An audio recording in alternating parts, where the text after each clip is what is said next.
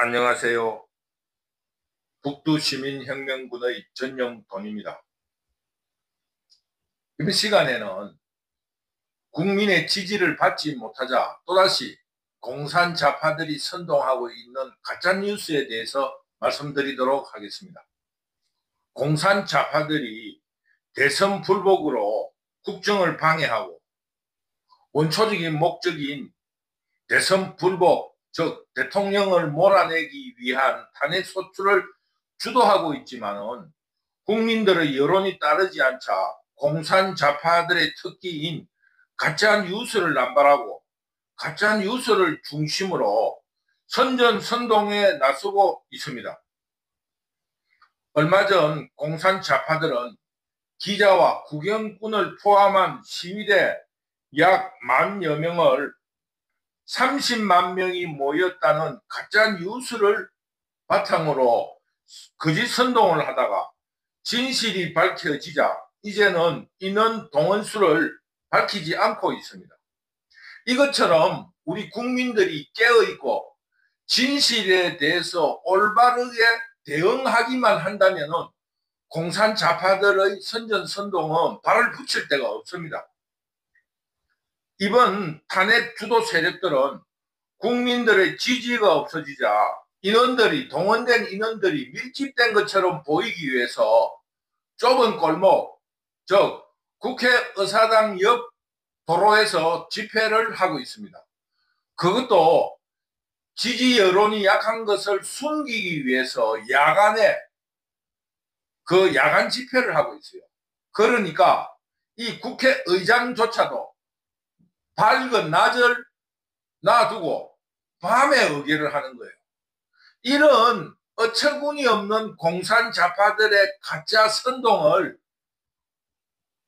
국민들이 눈치채고 깨달아야 한다는 겁니다.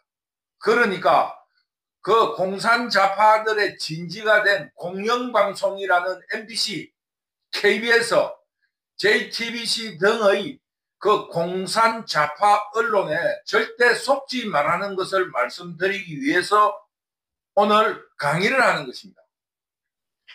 쉽게 말하면 공산좌파들은 가짜뉴스 그리고 거짓의 선전선동을 위해서 국회의 개회 시간, 회의 시간, 의결 시간까지도 조작을 하고 있다는 것을 여러분이 알고 있어야 하는 겁니다. 이런 실정이니 가짜뉴스에 대한 그들의 치밀한 공작이 얼마나 진행되고 있는가, 이런 것을 깨달아 주실 것을 여러분에게 간곡하게 당부드리는 겁니다. 지금 서울 시민들은 공산좌파들의 선전선동에 치를 떨고 있습니다. 임기를 마친 공산좌파 대통령 문재인은 그 자신이 임명할 수 있는 모든 인사들을 임명하면서 알박기를 하였고, 윤석열 대통령이 취임한 이후 인사를 하는데 인사청문회로 방해하고 임명된 인사에 대해서는 탄핵으로 직무를 정지시키고 있습니다. 이런 예가 쉽게 말하면은 방송통신위원회에서 그대로 노출되어 있습니다. 문재인이 임명한 방송위원장, 위원들이 2년 동안 알박기를 하고 있었고, 이제 임기가 끝나자 인사청문회를 통해서 방해를 하다가 인사를 임명을 하니까 탄핵을 시킨 게 이진숙 방송통신위원장 아닙니까? 그것뿐이에요. 국정을 운영할 자금, 예산을 무차별적으로 삭감하여서 해방 이후 우리나라의 국회 이래로 무차별로 삭감된 예산을 통과시켰습니다. 윤석열 대통령이 그래도 확인해보자고 하는 그 포항 앞바다 유전 시출을 하기 위한 5천억을 삭감해버리고, 체코에 수출하기로 한 원자력 개발 지원금을 삭감해버리고, 그 야당 국회의원들의 지역구는 예산을 올려주고, 그 외 기타 특활비 예비비를 왕창 0원으로 만들어버리는 이런 폭거를 저지르고 있습니다. 이런 폭거에 대하여 깨어있는 국민들은 윤석열 대통령의 비상계엄령 선포를 지지하는 것입니다. 그러면서 국민들은 국회를 통하여서 국군 통수권자인 대통령의 명령을 태업 혹은 거부하는 군 장성들을 목격하게 되었습니다. 그리고 대통령이 명령하지 않는 가짜, 허위 정보까지 공개하면서 대통령의 탄핵을 부추기는 이런 반란 행위를 하고 있습니다. 서울 시민들은 이런 지금 현재 한국에서 벌어지고 있는 공산 좌파들의 국정방해 혹은 국정농단에 대해서 엄청나게 분개하고 있습니다. 그래하여 국민들은 과반수 이상이 탄핵에 반대하고 있고, 그래하여 국민들은 과반수 이상이 탄핵에 반대하고 있습니다. 앞에서 지적했다시피 국회의 의결 시간까지 국민들이 지지하지 않는다는 것이 밝혀질까봐 야간에 집회를 하고, 그것도 좁은 골목에 하여 국민들이 발표 죽게 만들어 인사사고를 유발하려는 이런 가짜 선동에 앞장서고 있다고 북두시민혁명군은 의심하는 겁니다. 왜 넓은 대로에 놔두고 왜 낮에 하지 않고 왜 밤에 하느냐? 이것이 바로 자신들의 국민들에 대한 여론이 나빠지자 그것을 속이기 위해서 카메라에 잡히지 않는 그런 밤에 이런 군중 집회를 하는 것입니다. 본래 자유민주주의 사회에서는 야간 집회를 원칙적으로는 금지하고 있습니다. 이런데 공산 좌파들은 또 다른 세월호 사건 혹은 이태원 사건을 만들어내기 위해서 이 국민의 안전은 뒷전에 두고 이 선전선동을 위해서 혹은 나라를 내란 상태로 만들기 위해서 발악을 하고 있습니다. 그러니 국민들은 공산 좌파의 여론조사 지지 방송 내용을 절대 믿지 마시기 바랍니다. 그리고 군 이야기가 나왔으니까 한 가지만 지적하겠습니다. 군은 민주군대라는 말이 없습니다. 그 작전을 할 때 토론을 해서 합니까? 예를 들어서 우리 군 중대가 모두 몰살을 하더라도 후방의 준비를 위해서, 반격의 준비를 위해서 우리가 여기 돌격대로서 수비들에서 수비로서 배수진을 치고 다 죽을 각오로 싸운다. 이런 비이성적이고 비민주적인 결정을 할 때가 많습니다. 중대원 중 100명 중에 다 죽더라도 뒤에 10,000명을 살려야 될 때가 있고, 또 그 국민들을 버리고 신속히 후퇴해야 될 때도 있는 겁니다. 그 작전상이라 하는 군은 특수 목적을 가진 집단입니다. 그런데 공산 좌파들은 국민의 군대, 민주군대라는 이름으로 국민들을 선전선동하고 있습니다. 군이 어떻게 민주적 집단이 될 수 있습니까? 명령에 죽고 명령에 사는 특수 임무를 가진 집단이라는 것을 가짜 뉴스와 거짓 그리고 선전선동으로 국민들을 속이고 있습니다. 이런 일이 비일비재합니다. 지금 쉽게 말해서 야간에 왜 탄핵 의결을 합니까? 그러면서 왜 거기 야간에 군중 집회를 허용하고 있느냐 이겁니다. 그 안전사고가 나면 누구 책임입니까? 이런 그 공산 좌파들의 온갖 선전선동, 국민이 죽든지 말든지 나라가 망하든지 말든지 하는 선동에 우리 국민들, 시민들은 절대 속지 말기를 다시 한번 신신당부드립니다. 또 윤석열 대통령이 비상계엄령 선포 실패 이후 낙담하여 술만 퍼마시고 있기 때문에 국정을 맡을 능력이 없고 이미 하야를 시켜야 된다고 선동하는가 하면 군인들이 자신의 명령을 따르지 않는 일에 충격을 받아서 정신이 이상이 왔다. 또 외국으로 도망가려고 한다. 온갖 가짜 뉴스와 유언 비어를 퍼뜨리면서 500년 전 사극에나 나오는 금모술수와 가짜 뉴스를 남발하면서 국민들을 속이고 있습니다.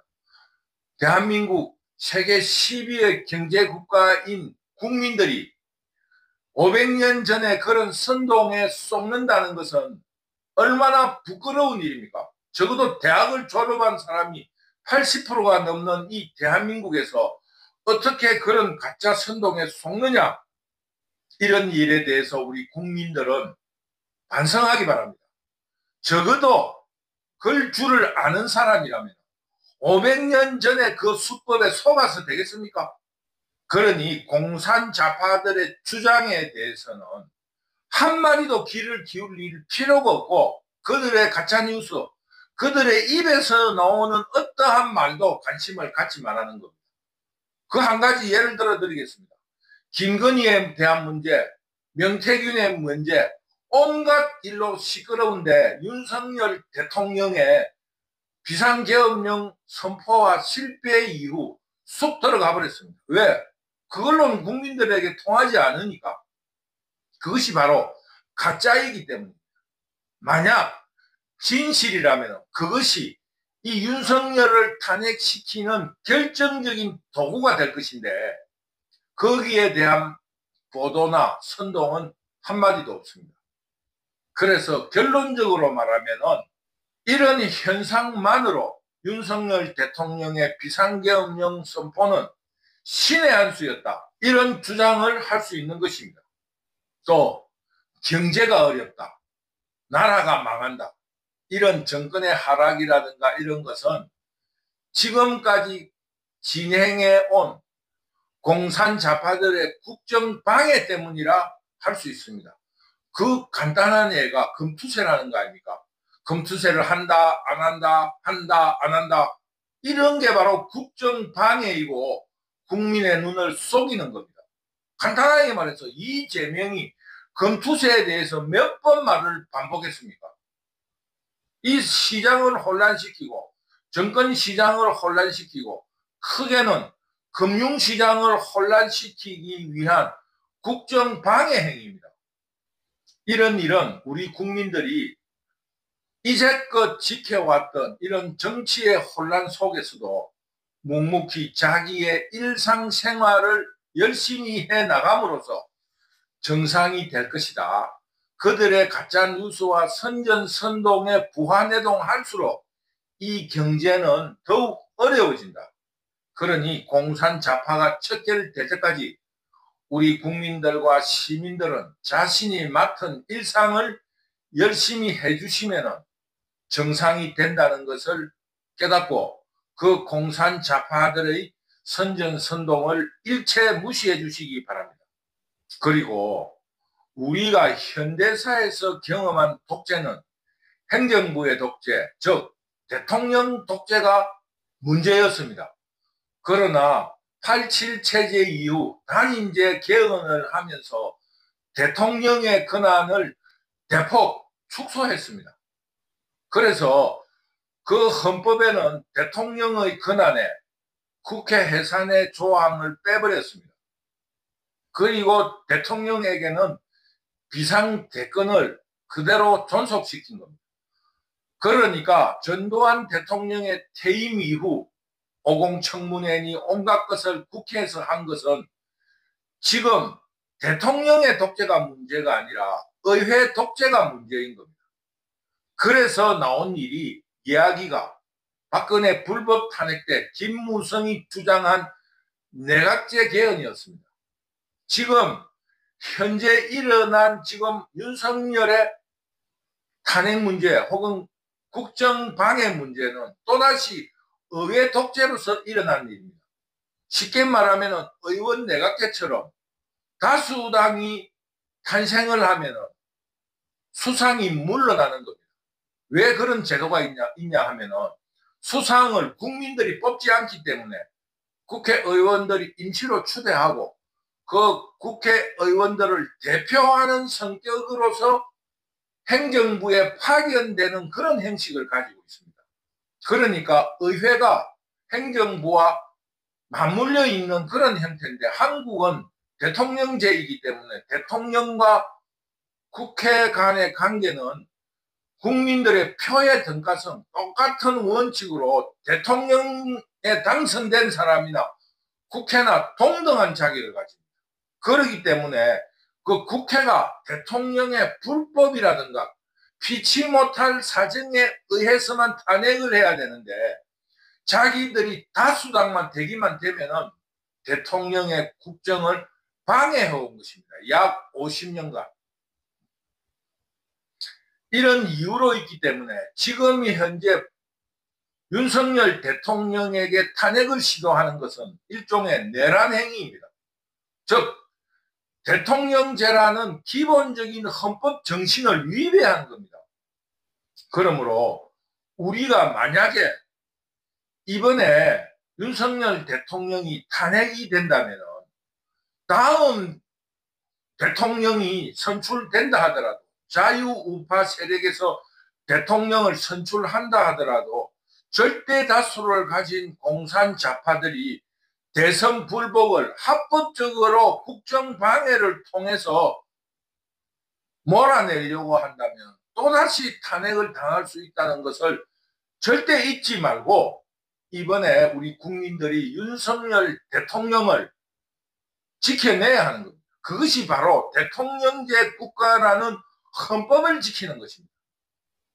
그러므로 우리 국민들은 민주화의 최종 단계인 의회 독재에 대해서 저항하고 거부하면서 투쟁해야 합니다. 이렇게 의회 독재와 투쟁하여 승리함으로써 한국의 헌법은 지켜지고 진정한 민주주의가 이루어질 것입니다. 즉, 국민이 선출한 것은 대통령이나 국회의원이나 똑같이 국민이 선출한 겁니다. 그 국회가 다수당이라고 대통령을 국정 방해할 그런 권한이 헌법에 없습니다. 서로 협치를 해야 됩니다. 소수를 배려하고 존중하는 의미에서 그 서로 협치를 해서 국정을 운영해 나가야지, 다수로서의 국정 방해를 하고 횡포를 부리려고 하면은, 그러면은 내각제처럼 국회를 해산하고 다시 국회의원을 뽑고 그 국회의원들에 의해서 대통령이 지목되는 의원 내각제로 바꿔야 합니다. 그렇지 않다면은 대통령을 탄핵하는 이런 일은 절대 있어서 안 되는 일이 대통령제 국가입니다. 그러므로 의회 독재로 헌법을 위반하는, 대통령제 국가라 명해놓은 헌법을 위반하는 의회 독재자들을 몰아내고 국회를 해산시켜야 한다. 이것이 북두시민혁명군이 오늘 강의에서 주장하는 주제입니다. 그러면서 나치와 같이 집단 관기를 선동하는 공산좌파, 그리고 공산좌파들이 진지를 털며 숨어있는 KBS, MBC, JTBC, 오마이뉴스 등등의 어떤 보도도 믿지 말기를 신신당부드립니다. 이런 공산좌파들의 가짜한 뉴스에 속고 거짓을 바탕으로 한 선전선동에 쏘보면서 부하내동하는 아프리카 그 미개인처럼 하지 말고 깨어있는 시민으로서 민주화의 마지막 단계인 의회 독재를 물리치기 위해 우리 모두 투쟁에 나섭시다. 북두시민혁명군은 어병으로서 이 한국의 자유민주주의를 위해서 투쟁해 나가겠습니다. 오늘도 북두시민혁명군 유튜브를 시청해 주셔서 감사합니다. 감사합니다.